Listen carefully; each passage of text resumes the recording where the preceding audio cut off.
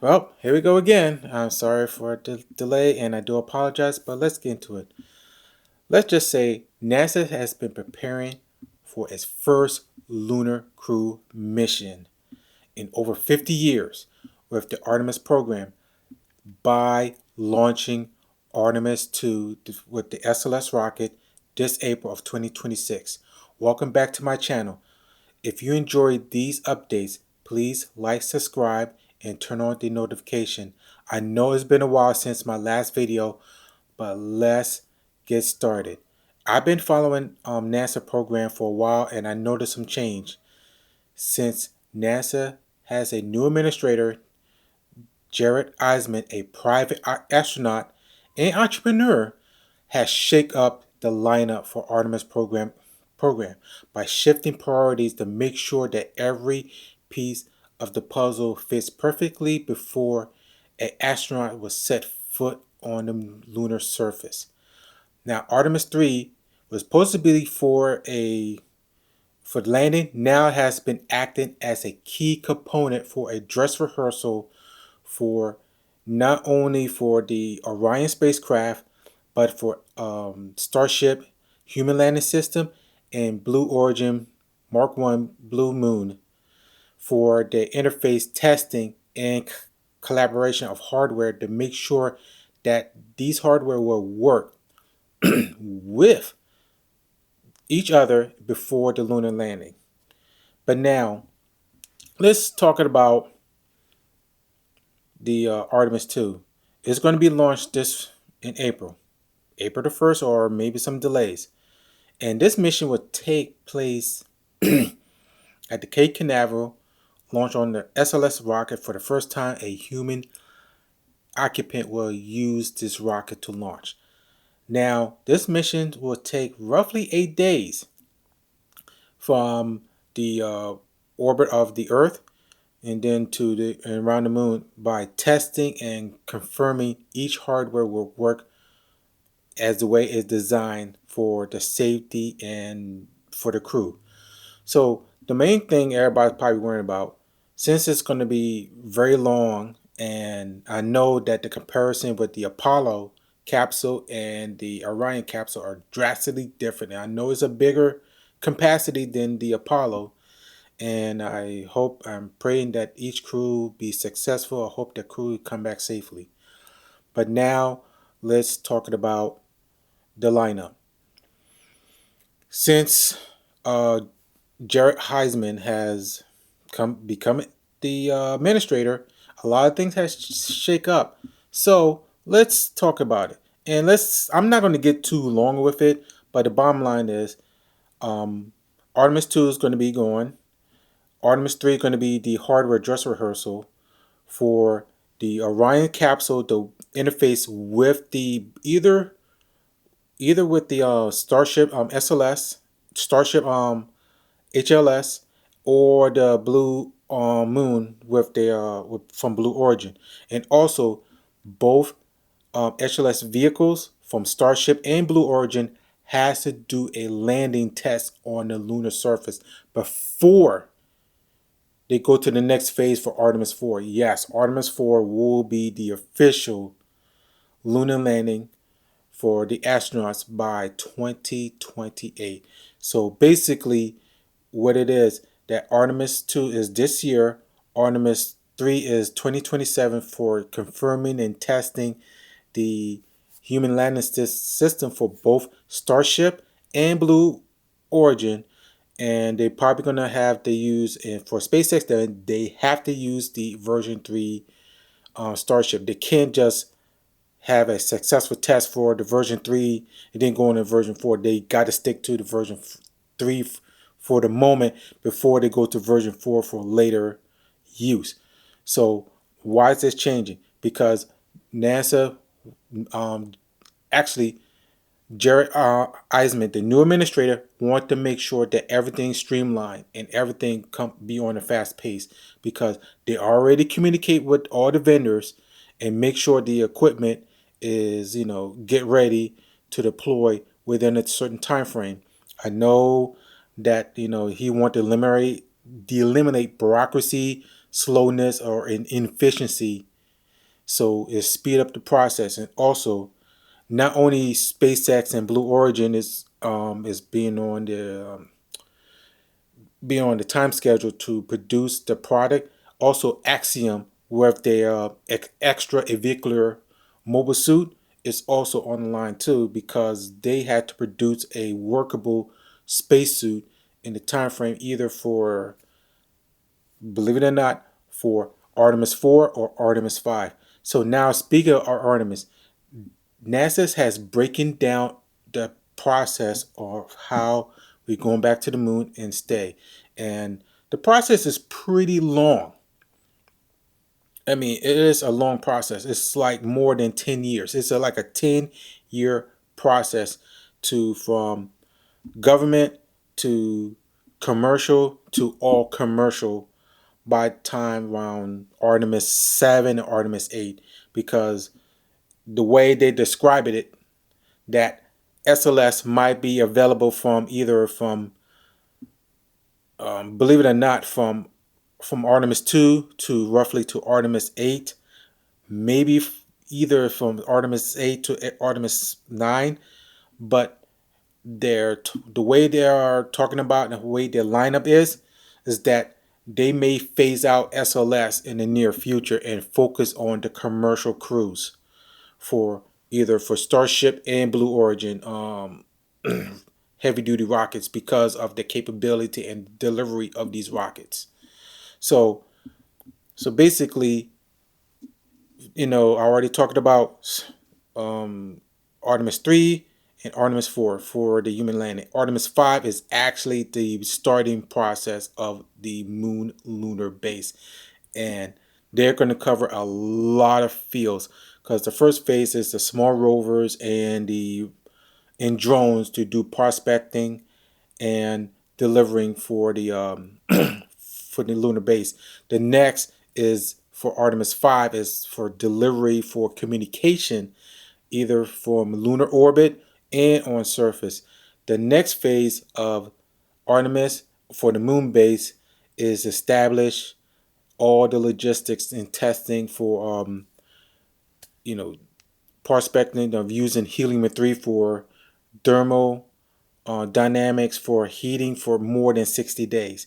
And actually, their main goal is have a set up a base for human habitation for more than a month. So basically, they already did the test. They already did everything for assessment. Is now that the next phase is delivering the payload and the um and the hardware to the lunar surface. So this project for Artemis is a 10-year process, and once a human habitation has been established, then it will go to commercial. So basically, from started from 2028 to 2029, the plan is have built the infrastructure and logistics for the moon base before if we have a permanent inhabitants for the astronauts, to stay more than 30 days.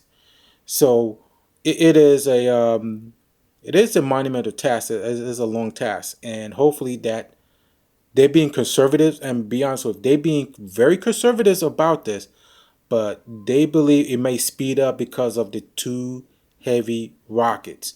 And I know for a fact that, like I said before, the first phase is to bring all the logistics and bring on the establishment and test the environment and test everything before to bring into the next phase of logistics. Because the first logistics is to make sure all the hardware it works for the experiment on the lunar surface, and after they feel comfortable, then they go to the next phase and bring in the much more heavier equipment. So basically what I'm saying is, like I said before, on Artemis for Artemis 5, for the astronauts to be coming back, they will coming back with light vehicles, and some of them will be drone control and some of them will be manual control. So once that's established and everything seems comfortable, then it will follow up with the next phase for probably for Artemis 7 or 8, probably for Artemis 6 or 7. Then they will bring in the heavy vehicle from Japan, JAXA, with their more advanced enclosure lunar vehicle for much more distance and actually have a much more greater range. But it's not going to go as fast on the lunar surface because the lunar surface is kind of dusty and very fine, powdery, sharded materials. So I believe that this will be a big, big deal. And the part of that phase two is the power and believe it or not, this is the best opportunity to test and generate and produce helium 3 nuclear power on the lunar surface because the lunar surface is bathed with helium 3. And also, if they found water ice in the craters, that would be also for oxidization and fuel for future mission. But if they create helium 3 and use it for fuel and propulsion, then the best thing I could think of that they could use the water, uh, ice water on the lunar surface for life support system and irrigation in the near future. The next phase is the communication and habitation infrastructure of building from phase two to phase three to get established that people are going to be living on the moon for more than 30 days. From 14 days of sunlight and then 14 days of darkness because they have to from each phase they had to test the equipment and battery technology and nuclear power and technology that could withstand the cold depths of space on the moon because the moon has no atmosphere, has zero atmosphere. So it is the only option I could think of. But like I said, this is very exciting, and plus, this is way overdue. But then again, the technology probably wasn't mature enough to handle it. So now NASA feel that the technology has been matured enough that they could go forward with the Artemis program because this is based on the maturity of the technology.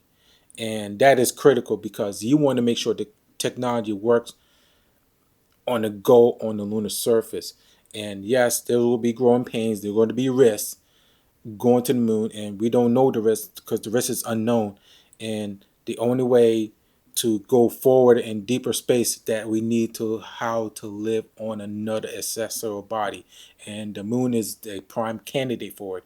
But once we establish and know how to live on the moon using the materials that is available there and create a robust infrastructure, then the next phase they would go to Mars with the lesson learned from the moon and establish a colony and a base there.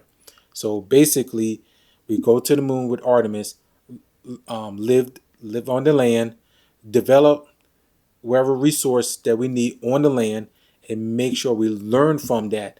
Then once we feel comfortable learning from that, and it may take years, then the next phase is going to Mars and which a much more advanced nuclear propulsion, a more advanced, any type of advanced nuclear propulsion, or any type of propulsion that could get to Mars at a quicker time without traveling for almost 8 to 7 to 8 months and watch your body get deteriorate because of the no gravity to hold our body together, which is kind of a risk, and plus radiation.